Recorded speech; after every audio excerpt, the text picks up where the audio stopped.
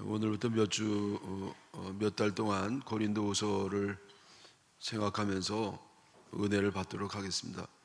고린도후서는 고린도전서에 이어서 바울 사도가 고린도에 보낸 편지 형식의 하나님의 말씀입니다.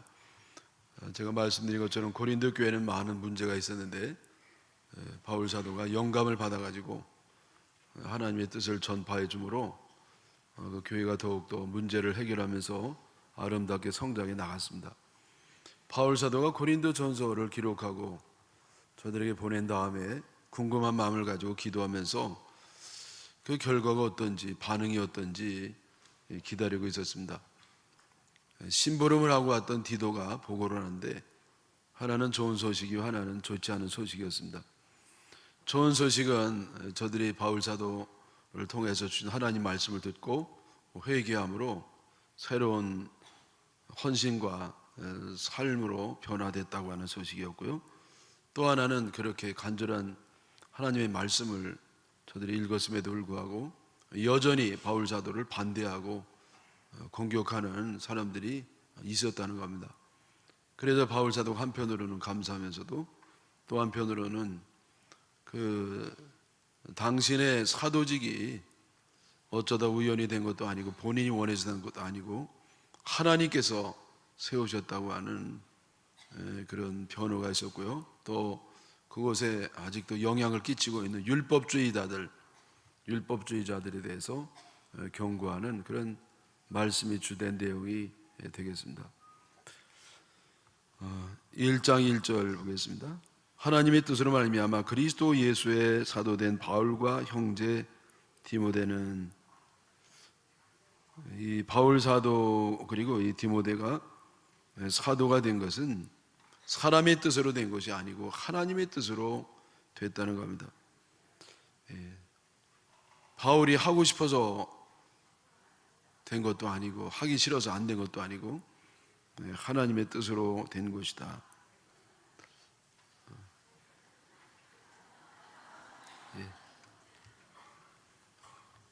추임새를 아주 참 독특한 방법으로 하셔가지고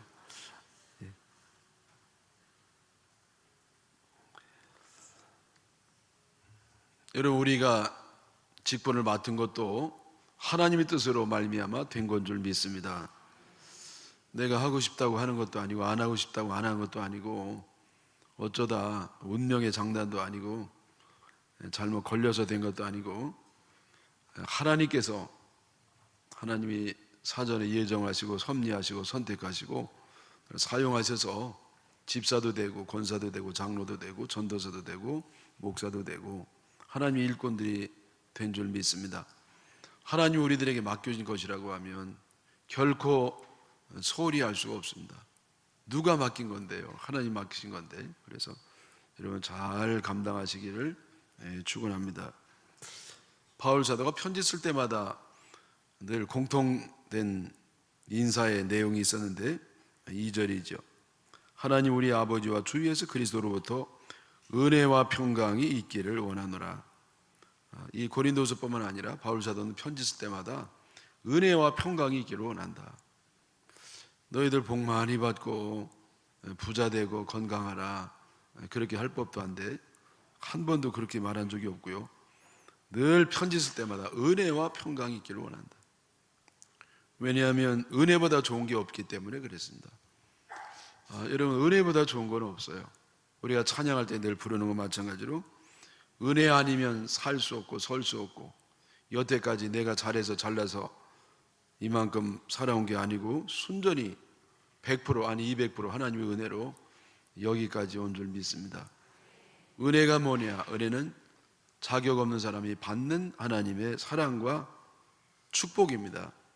내가 무슨 자격이 있어서 내가 잘나서 하나님이 우리에게 은혜 주신 거 아니고 너무 형편없고 나약한 죄 많은 인간이지만은 하나님의 은혜로 주신 예수 그리스도의 보혈의 은총을 믿는 믿음으로 우리가 구원을 받고 사랑을 받고 쓰임을 받고 영광을 돌리게 된 줄 믿습니다.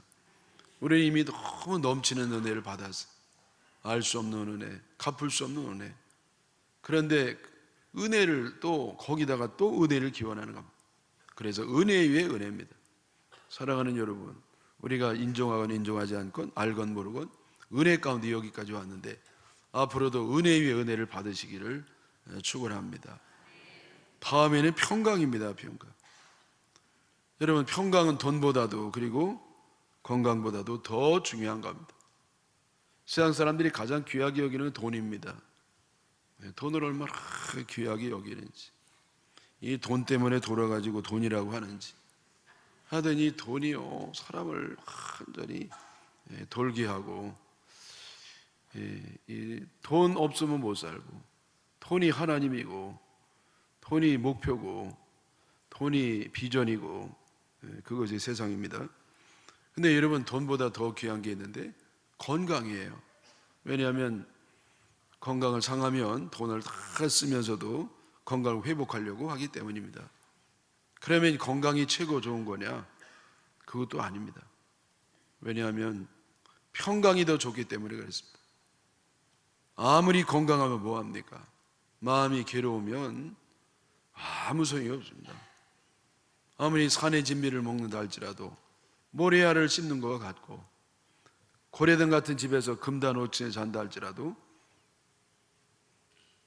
가시 요에서 누워있는 것과 같습니다. 마음의 괴로움은요 모든 다른 것을 무의로 만드는 겁니다. 그래서 평강 를 봐오서 너에게 평강이 있으라. 여러분, 이 평강과 편안이 틀린 거 아시잖아요. 편안은 고통이 없는 상태. 우리는 고통이 없는 상태를 너무너무 갈구합니다만은 그런 것은 세상에 없습니다. 세상에는 모든 세균이 득실을 거리는 것처럼 우리 평강을 앗아가는 많은 괴로움이 있고, 많은 아픔이 있고, 힘드는 게 있고, 어려운 게 있고 그렇습니다. 여러분, 너무 걱정하지 마시고 조금 있으면 저기 갈 거거든요. 저기는 정말 편안한 곳입니다. 고통이라고는 0.00001%도 없는 그런 천국에서 영원토록 편안을 누릴 겁니다. 그러나 우리가 이 땅에 살아가는 동안에는 편안은 없다 할지라도 평안은 있습니다. 이 평안이 뭐냐? 평안은 고통 가운데도 느끼는 행복감이에요. 고통 가운데도 행복을 느끼는, 몸이 아파도 행복해요. 물질이 부족해도 행복해요. 내일 주님에게 가도 행복합니다. 왜 그렇습니까? 우리 평강의 주님을 내 마음속에 모셨으니까. 풍랑 가운데도 훌훌 배 밑창에서 잠을 주무시는 예수님, 그 예수님을 내 마음속에 모시면 예수님 안에 있는 평강이 내 안에 들어와서 나도 평강이 있는 줄 믿습니다. 여러분, 그동안에 역시 마찬가지로 내가 인정하지 않건 인정하지 않건, 깨닫건 깨닫지 못하건 주님이 주신 평강으로 살아왔는데 앞으로도 더 많은 평강이 임하시기를 축원합니다. 다음으로 이 바울 사도는요, 하나님이 어떤 분인지 감사하고 찬양하고 또 선포하고 있습니다. 3절에 찬송하리로다. 그는 우리 주 예수 그리스도의 하나님이시요 자비의 아버지시요 모든 위로의 하나님이시며, 하나님이 어떤 분이냐 하면 예수 그리스도의 하나님 아버지, 그리고 자비의 아버지. 이 바울사도가 하나님을 묘사할 때요 얼마나 많은 내용이 있고 표현이 있겠습니까? 근데 하나님은 자비의 하나님이시다. 하나님이 너무 자비로우셔서 우리가 죄가 많고 실수가 많고 모자라고 못난 인간인데 그래도 하나님은 우리를 불쌍히 여기시고 우리를 벌주기거나 혼내거나 나무라지 아니하시고 용서하시고 은혜를 베푸시는 참으로 사랑 많은 자비로운 하나님임을 믿습니다. 또 하나님은 위로의 하나님, 위로의 하나님. 여러분, 우리는 이 험한 세상 살아가는 동안에 너무 연약한 몸과 나약한 마음을 갖고 있기 때문에 늘 흔들리고 쓰러지고 고통을 받고 그런 험한 세상에 살고 있습니다. 그러나 우리 하나님은 위로의 하나님이기 때문에 그 모든 환난 가운데서도 더 큰 위로로 우리에게 위로를 주시는 줄 믿습니다. 4절이죠. 우리의 모든 환난 중에서 우리를 위로하사 우리로 하여금 하나님께 받는 위로로서 모든 환난 중에 있는 자들을 능히 위로하게 하시는 이시로다. 우리는 이 땅에 살아가는 동안에 환난 가운데 살아갑니다. 많은 죄가 있죠, 악이 있죠, 모자람이 있죠, 한계가 있죠. 그래서 고통스럽고 아프고 힘들고 괴롭고 잠 못 이루는 밤이 많고요, 밥이 소화가 잘 안 되고. 여러분, 이렇게 환난이 많은데, 그러나 우리 하나님은 위로의 하나님이기 때문에 그 하나님 주신 위로로 능히 우리의 환난을 이기면서 살게 됨을 믿습니다. 우리가 받는 고난은, 환난은 우리만 겪는 것이 아닙니다. 하나님 아들 예수 그리스도도 극심한 환난을 겪게 됐습니다. 우리는 죄가 있어서 이 환난을 겪고 고난을 겪지만은 예수님은 무슨 죄가 있습니까? 예수님은 죄라고는 티끌만큼도 없으십니다만은 아주 심각한 고난을 받으시고 환난을 받으셨습니다. 예수님이 고난을 받은 이유가 무엇입니까? 그것은 바로 우리를 위로하시기 위해서, 전혀 죄가 없고 약함이 없고 부족함이 없는 하나님이었습니다마는 그러나 순전히 우리를 위로하기 위해서 그 극심한 환난을 받으신 줄 믿습니다.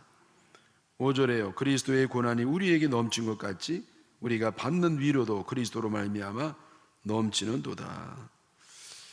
여러분, 우리의 고난이 아무리 커도요, 주님의 고난을 바라볼 때 우리 위로를 받게 되는 겁니다.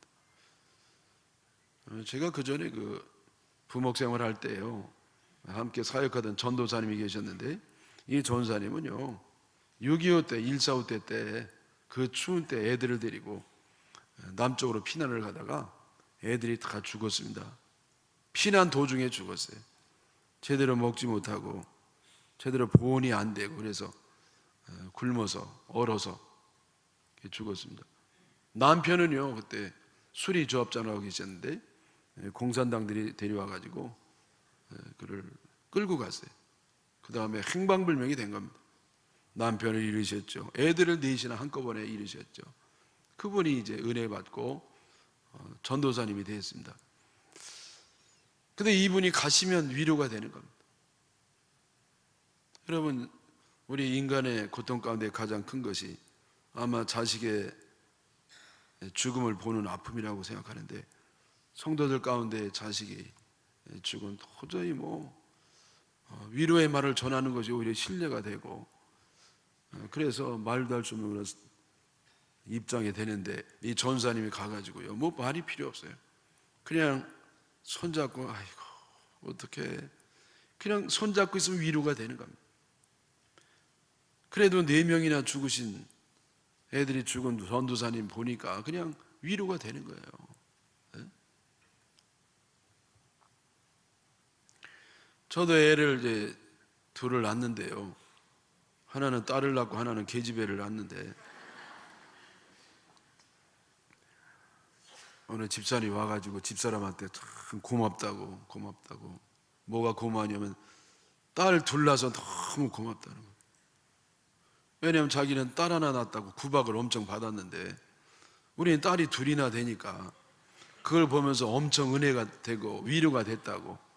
네.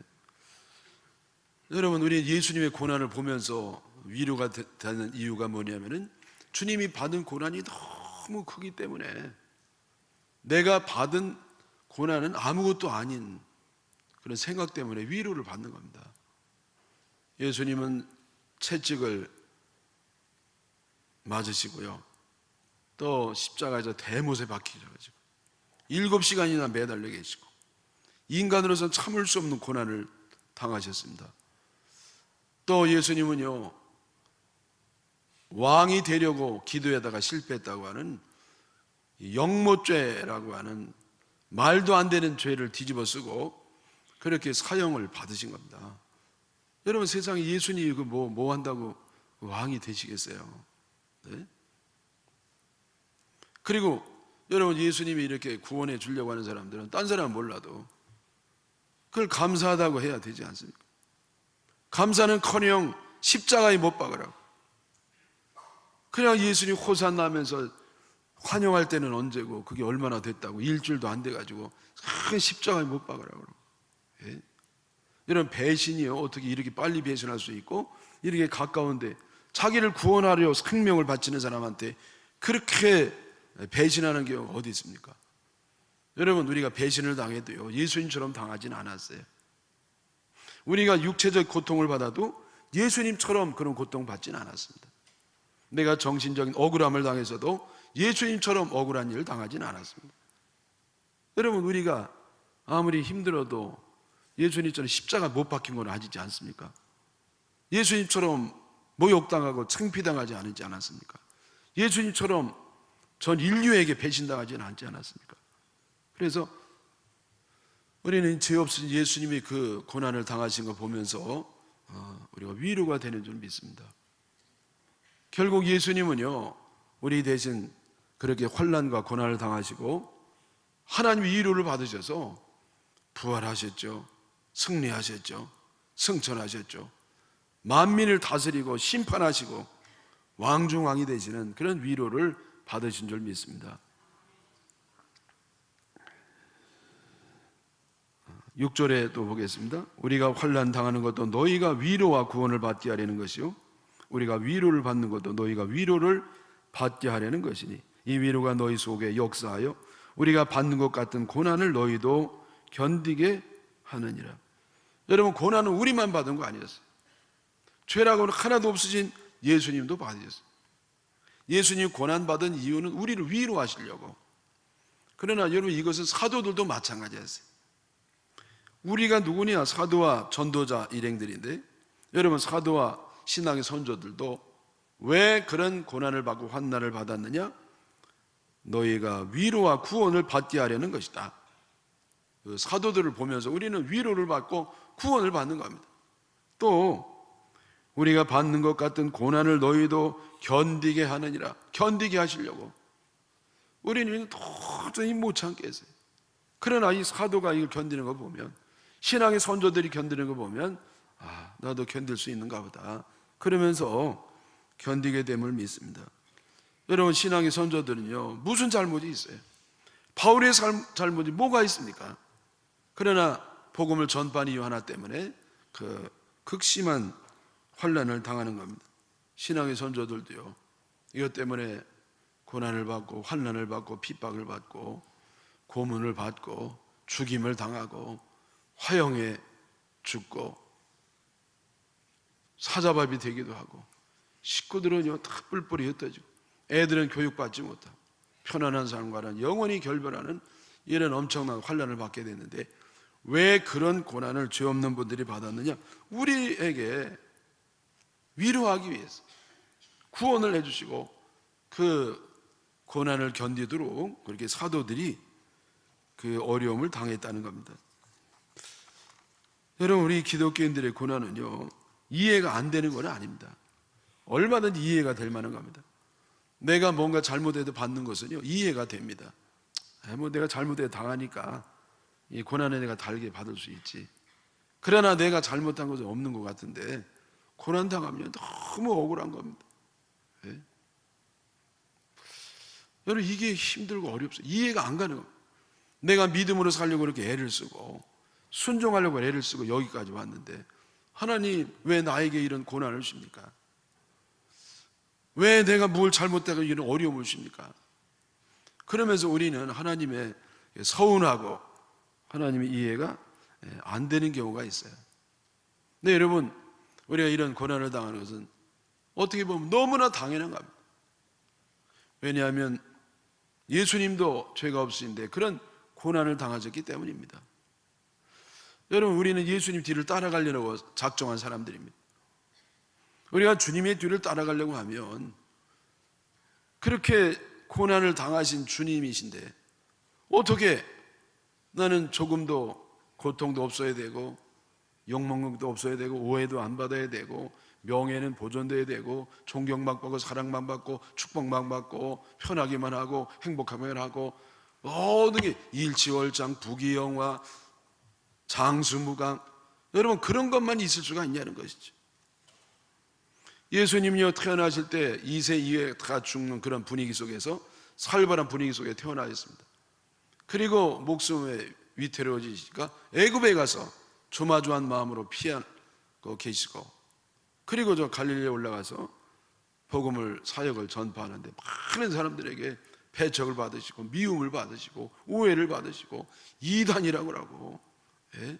미친놈이라고 하고, 예수님은 정신적으로 고통받으시고 머리 둘 곳도 없이 고생하시고 마지막에는요 십자가에 달려 돌아가시고 그 끔찍한 십자가형을 받으시고 돌아가시고 결국은 부활을 하셨습니다만은, 그런데 여러분 어떻게 우리가 예수님 따라간다 그러면서 편하기만 바라고 행복하기만 바라고 좋은 일만 일어나길 바라냐 말이죠.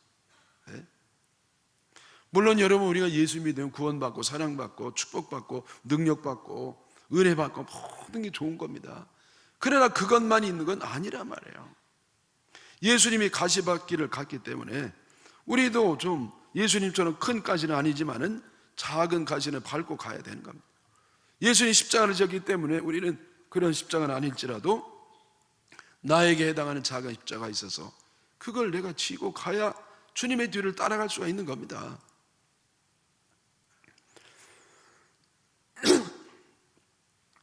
그래서 베드로전서 4장 12절에 보면은요, 사랑하는 자들아 너희를 연단하려고 오는 불시험을 이상한 일 당하는 것 같이 이상히 여기지 말아라.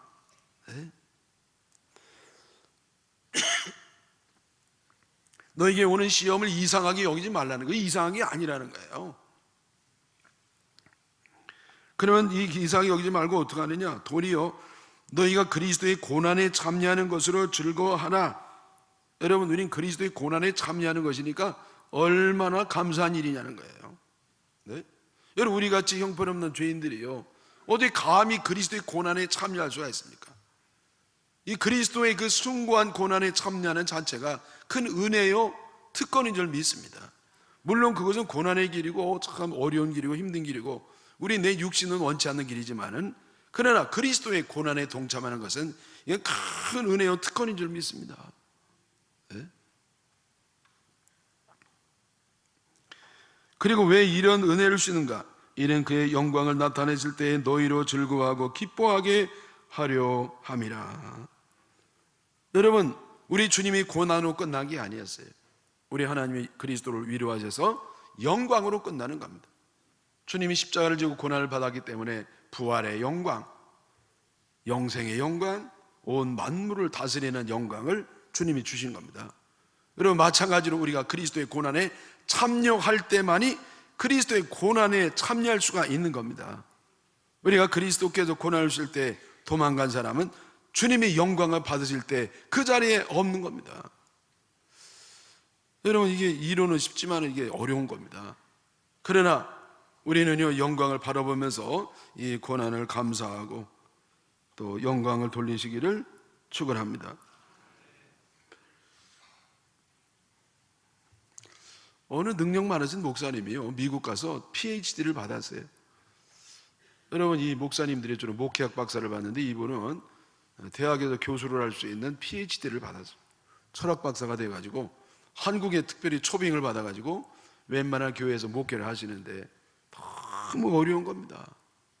왜냐하면 대부분 교인들이 얼마나 좋으셔요. 근데 몇 사람이 아주 골 때리는 사람이 있어가지고요 목사님 너무 괴로운 겁니다. 그래서 이거를 뭐 친구한테 얘기하거나 뭐 교인들한테 얘기하면 괜히 이상하게 확대 재생산할 때 왜곡이 될 수도 있고 자존심 상할 수도 있고, 그래가지고 누구에게 상담했냐면은 잘 모르는 사람에게 상담을 했는데 아주 큰 유명한 스님에게 상담을 했어요. 아니, 별 사람 다 있어요. 뭘? 아니, 그래도 그렇지 뭘 스님에게 가서 그렇게 해요.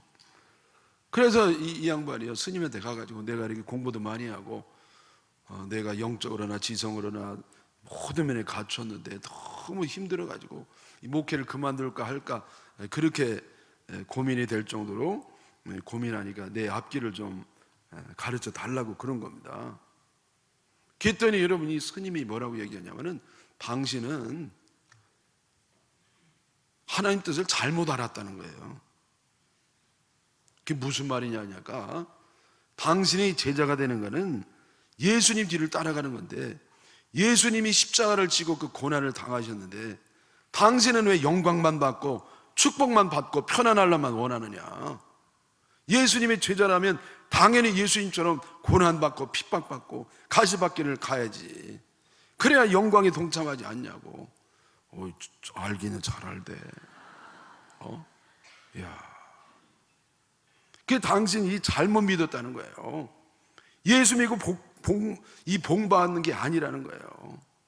예수 믿고 고난 받는 거라는 겁니다. 그러나 결국 고난을 통해서 영광에 이르는 것, 그것이 기독교의 핵심이다. 그렇게 얘기하더라고. 여러분, 제가 말씀드리는 것은 예수 믿으면 영광도 없고 축복도 없다, 그건 아니고 그거 있습니다. 하나님 우리는 너무 사랑해 주시고 우리가 복 받기를 원하는 것보다 하나님 더 많이 복 주시기를 원하시고 은혜 주시고 인도해 주고 보호해 주고, 여러분 우리는 평탄한 길로 행복한 길로 은혜스러운 길로 인도하시지만은, 그러나 또 한편으로는 고난의 길도 있단 말이에요. 고난의 길도. 이 고난의 길을 가야 그 고난을 통해서 영광에 이르는 겁니다. 여러분, 우리는 고난을 통하지 않고는 성숙할 수가 없습니다. 고난의 길을 가기 전에는, 이 불맛을 보기 전에는 불순물을 제거할 수가 없어요. 그래서 여러분, 우리의 고난은요, 하나님과 상관없는 게 아니에요. 하나님의 뜻에 따른 겁니다. 하나님 다 아셔요. 하나님의 허락하심으로 우리는 고난을 받는 겁니다. 예수님이 목회하시기 전에 광야에서 시험을 받으셨는데요, 거기 좀 이상한 표현이 뭐냐면은 예수님께서 성령에 이끌려 마귀에게 시험을 받으시더라. 여러분, 이게 이율배반적인 모순된 개념이 그거 들어있지 않습니까? 성령의 이끌림을 받으면 이끌림을 받는 거고, 마귀의 시험을 받으면 이게 별도의 것 같은데, 성경에 뭐라고 되어 있냐면은 성령의 인도하심에 따라 마귀에게 시험을 받으시더라. 여러분, 이 마귀에게 시험 받는 것도 성령의 인도하심이라는, 하나님의 인도요, 하나님 뜻이요, 하나님 안에 다 되어진다는 겁니다. 하나님이 모르는 게 아니에요. 하나님 다 아시는 겁니다. 여러분, 우리가 고난당하고 어려움 당하는 것은 하나님과 상관없는 게 아닙니다. 마귀가 우리에게 고난을 줄지라도 하나님 다 알고 계세요. 결국 하나님 손 안에 있는 겁니다. 하나님 허락하지 아니하면요, 마귀도 우리를 괴롭게 할 수 없습니다. 네? 자, 그러면 이게 얼마나 위로가 되는 겁니까? 자, 하나님 모르시면은요, 우리 하나님 모르게 그냥 이 모든 게 진행되고 마귀가 우리를 괴롭히고 우리를 환난과 핍박과 시험을 주면은요, 우리는 어디서 위로를 받냐 말이에요. 그러나 하나님의 뜻에 따라서 하나님이 아시고 하나님 섭리 안에서 마귀의 시험 받으니까 하나님 다 아시고 하나님이 결국 그걸 통해서 우리를 유익하게 하심을 믿습니다. 다윗이요, 제일 힘든 때가 언제냐면은 왕위에서 쫓겨나가지고 도망 다닐 때였어요. 근데 여러분, 이 왕위를 누가 이렇게 뺏었느냐? 적군이 뺏었느냐? 아닙니다. 반대파가 뺏었느냐? 아닙니다. 다윗을 싫어하는 사람이 아니에요. 누구냐? 아들이에요. 아들도 가장 기대가 컸던 아들. 잘생겼죠. 키도 크죠. 키 큰 건 왜 들어가나 몰라. 그냥 성격도 좋죠. 머리 좋죠. 하여튼 여러분, 이 압살롬은 완벽한 사람이었어요. 근데 여러분, 가장 기대했던 아들이 아버지를 내쫓고 자기가 왕이 된 겁니다. 백성들의 마음을 다 뺏어가지고. 그리고 여러분, 이거 인간도 아닌데요, 아버지의 후궁들, 아버지의 아내들을, 천수로 따지면 아버지 아내니까 어머니 같은 존재들을요, 이 옥상에서 막 나쁜 짓을 한 겁니다. 왜? 자기가 힘이 세다는 거예요. 아버지보다 자기 힘이 세다고. 여러분, 그때 다윗의 마음이 완전히 무너졌어요. 자존심으로 완전히 박살난 겁니다. 네? 그때 여러분, 어느 곳을 지나가는데 시므이라고 하는 사람이 나타나가지고 다윗에게 막 저주하고 거기 돌멩이를 던지고요, 막 빈정대고 조롱하고 그러는 겁니다. 여러분, 지금 다윗이 비록 쫓겨납니다만은 여전히 그 많은 군사들과 이 장군들과 백성들과 쫙 가는데 어디 와가지고 다윗에게 그럴 수 있어요? 네? 그래 거기 군대장 아비새가 있다가 저 죽은 개가 어디 와가지고 왕이시여 제가 목을 잘 나오겠습니다. 허락해 주시옵소서. 저 같으면 뭘 물어봐 빨리 해. 근데 이 다윗이 뭐라 그럽니까? 아니요. 장군님이 나 무슨 상관이 있어요? 이걸 하나님이 시킨 겁니다. 하나님이 시킨 거니까 내가 어찌 받지 않겠습니까? 네? 내 아들도 나를 이렇게 막 내치고 하는 이런 분위기 속에서 저렇게 사울을 내가 다 이렇게 이겼는데 사울의 집안 식구에 너무 당연하지 않습니까? 내가 이런 저주를 받음으로 해서 하나님께서 이것을 선행으로 바꾸실 겁니다. 선하게 만들어 줄 겁니다. 그러니까 그냥 갑시다. 그리고 이제 갑니다. 여러분 이 다윗은요 하나님 왜 나한테 이럴 수가 있습니까? 그런 얘기 안 했어요. 하나님 시켰다고 그랬어요. 하나님 시켰으면 내가 달게 받아야 되는 거예요. 남에게 이유를 씌우지 않았어요. 자기에게 원인이 있다고 생각했어요. 자기에게 원인이 있다고 생각했어요. 그리고 그걸 달게 받는 겁니다. 그리고 하나님이 맡기고 갔습니다. 그랬더니 여러분 하나님이 그걸 다 맡아주셨어요. 그래서 결국은 시므이가요 나중에 잘 먹고 잘 살지 않았습니다. 솔로몬이 즉위하고요 시므이 죽여버렸어요.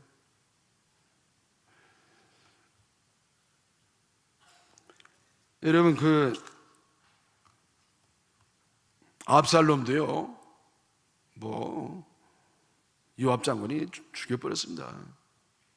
하나님이 다 배후에 역사하신 것이죠. 네? 여러분 우리가 주님께 맡기면 주님께서 억울하지 않도록 다 해결해 주시고 결국은요 그걸 통해서 주님이 영광을 받으시는 줄 믿습니다. 결국 여러분이 다윗이 어떻게 됐죠? 다윗은 아마도 이때 자기의 삶은 이렇게 실패로 끝나는 것으로 생각했을 겁니다. 나는 이것으로 끝이라 이런 생각이 있었을 겁니다. 그러나 하나님께 맡겼더니 하나님이 그걸 통해서 다윗을 회복시키는 겁니다.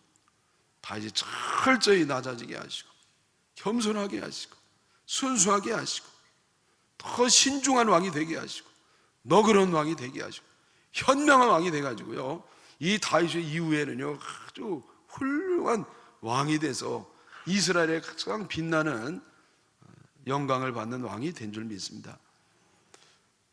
여러분 우리에게 환난이 있어도요 위로가 더 큼을 믿으시기 바랍니다. 그 고난을 통해서 하나님의 계획이 있는 겁니다.